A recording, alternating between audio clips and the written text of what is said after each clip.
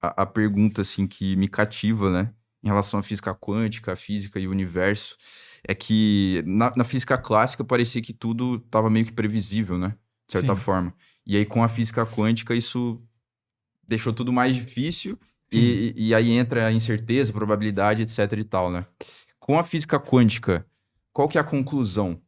O universo está pré-determinado ou não? É, na verdade, com a física quântica, o grande problema é justamente ter-se grandes conclusões a respeito disso. Se a gente for pegar e tomar como base questões que envolvem a microestrutura, não há absolutamente nada pré-determinado. Então, nós temos a física clássica, a nossa física, que descreve muito bem e com grande precisão todo o nosso universo macroscópico, que ela é determinista. O que é ser determinista? Uma vez que, dada condições iniciais, eu consigo fazer projeções a respeito da dinâmica futura de um determinado sistema. Isso é ser determinista.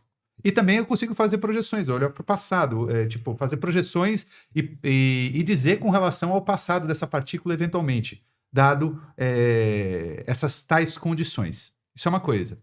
Já quando a gente vai para o âmbito da mecânica quântica, a gente perde esse determinismo. E a gente perde esse determinismo como?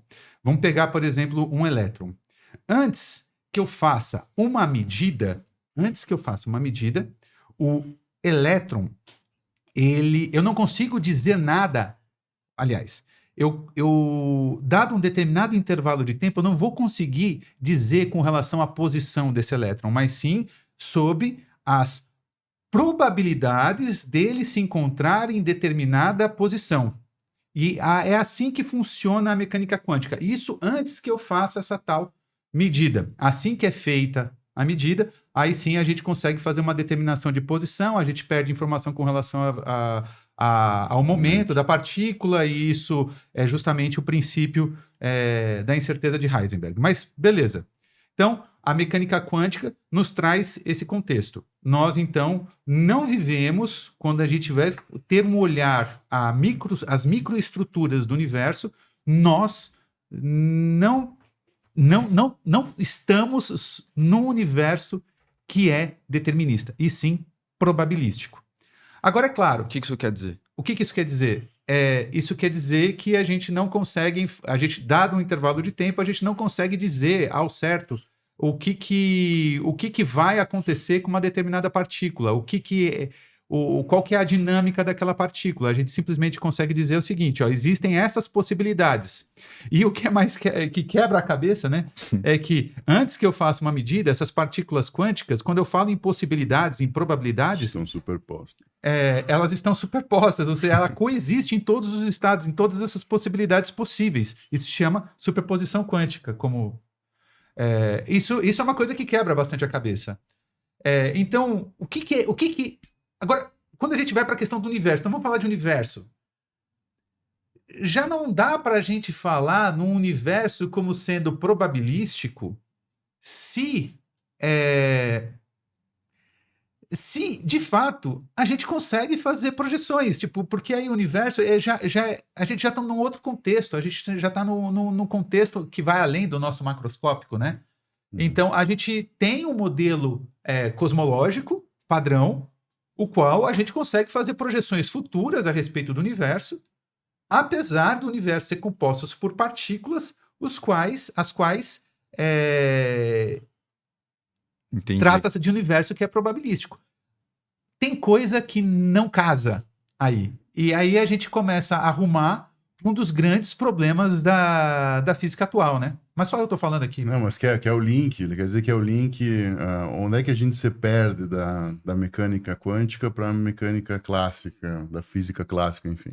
É difícil achar esse ponto de intersecção, por exemplo. Então, a gente fica muito perdido porque o comportamento das partículas das coisas são muito diferentes. Quando você pega, eu sempre falo que o Poincaré, para mim, é o avô da teoria do caos, e o Lawrence é o pai. Sim. Então, quando a gente está vamos dizer assim, no mundo macroscópico, a gente tem essa incerteza em relação a como esse sistema vai se comportar ao longo do tempo. Quanto mais tempo, mais complexo. Caos tem a ver com complexidade, né? O caoticismo, enfim, tem a ver com complexidade, com imprevisibilidade desses sistemas não lineares. Quando a gente vai para a física, quando vai para o microscópico do negócio, para o quântico, a gente tem primeiro que analisar as interpretações das diversas teorias, né, professor? A gente vai ter, por exemplo, a de Copenhagen, que é a clássica, a gente vai ter a Bohminiana, a gente vai ter a Roveliana. Cada uma delas apresenta algumas coisas. Por exemplo, a de Copenhagen é indeterminada. Então eu não consigo ter nem a probabilidade de alguma coisa. Mas as outras já fazem assim, talvez se eu fizer alguma coisa, eu tenho probabilidade que a partícula esteja mais aqui, mais ali, como a de Bohm, como a de Rovelli. Sim, eu vi essa. Então, qual que é a grande sacada? A gente sabe, cara, hoje, que a vida se comporta de uma determinada forma. Em 1990, foi feito saiu um artigo que meio que quebrou um pouco a ideia que a gente tinha que a complexidade era só daquilo que não tinha vida, que era daquilo que só tinha vida. Foi um experimento chamado Chiral Breaking Symmetry, quebrando a simetria quiral em soluções de água e sal. Então, por exemplo, se você tinha um sistema estável e você fazia cristalização, a gente tinha 50% levógero e 50% dextrógeno. Assim que a gente agitava ou fazia alguma interferência nesse sistema, por algum motivo, a gente descambava para um sistema caótico. Todos de esquerda ou todos de direita. Todos dextrógenos, todos levógeros. O que isso quer dizer? Que essas partículas, que até então não têm vida, elas se comportam da mesma maneira que a gente. É um efeito desproporcional por alguma interferência, pelo andejo desse sistema. Então, a gente já tem uma reação desproporcional ali. Curiosamente, os aminoácidos que a gente tem no corpo, na vida, os L-aminoácidos, são todos levógeros. E os açúcares do DNA são todos dextrógeros. Então, dando uma pista, talvez, que a vida na sopa cósmica tenha surgido justamente de efeitos borboletas sucessivos em matérias inorgânicas. Nossa. Justamente por isso. Por que todos os aminoácidos... Você tem aminoácido D. Por que todos são L na vida? Você tem... Se poderia ser inúmeras variáveis ali, né? Assim como os açúcares dos genes, todos são dextrógenos. Mas tu tem L também. Mas como é que tu não tem? Porque provavelmente a vida descambou para esse efeito desproporcional para ter a vida. Então, a grande sacada, a grande tentativa da física quântica é tentar entender como que funciona esse sistema, porque a gente não tem a condição inicial do sistema. Não existe condição inicial. Muito embora a gente tenha pistas do caos quântico, porque a gente precisa saber como esse sistema se porta ao longo do tempo, para a gente poder desvendar o que é isso. Porque, de fato, é muito difícil entender. Tem uma frase que um cara que trabalhou com o Heisenberg escreveu que ele dizia muito isso, que ele dizia assim... A física quântica, sabe qual que é a diferença entre o pintor abstrato e o físico quântico? O pintor abstrato tenta ser o mais criativo possível, e o físico quântico menos, porque senão começa a ficar tem muita coisa. Exatamente. Tem muita coisa. Então, a gente tem que dirimir esses problemas que na ciência a gente chama de ruídos. A gente precisa reduzir. Só que, lógico, né?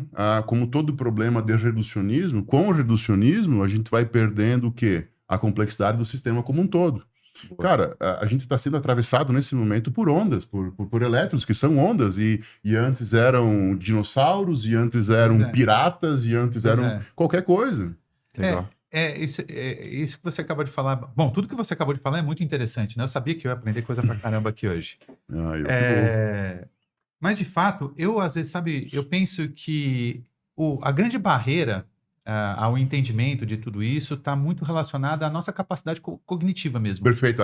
A compreensão limitada do homem sobre as nossa coisas. compreensão, ela é em si muito limitada. Então, vamos dizer, tipo, afirmar, como a gente aqui colocou no começo, nosso mundo macroscópico ele é determinista. Isso é uma afirmação completamente equivocada, de fato. Uhum. A gente não vive num mundo determinista. As nossas ações, elas não são deterministas. Tem gente até que defende que sim, que na verdade que não é a gente que toma a decisão qualquer Se a gente for pegar, por exemplo, né, professor, o experimento mental do demônio de Laplace, que é assim, me dê, enfim, um computador capaz de saber todos os momentos do As variáveis, universo, né? todas as variáveis, eu vou saber o comportamento, do próximo comportamento de alguém.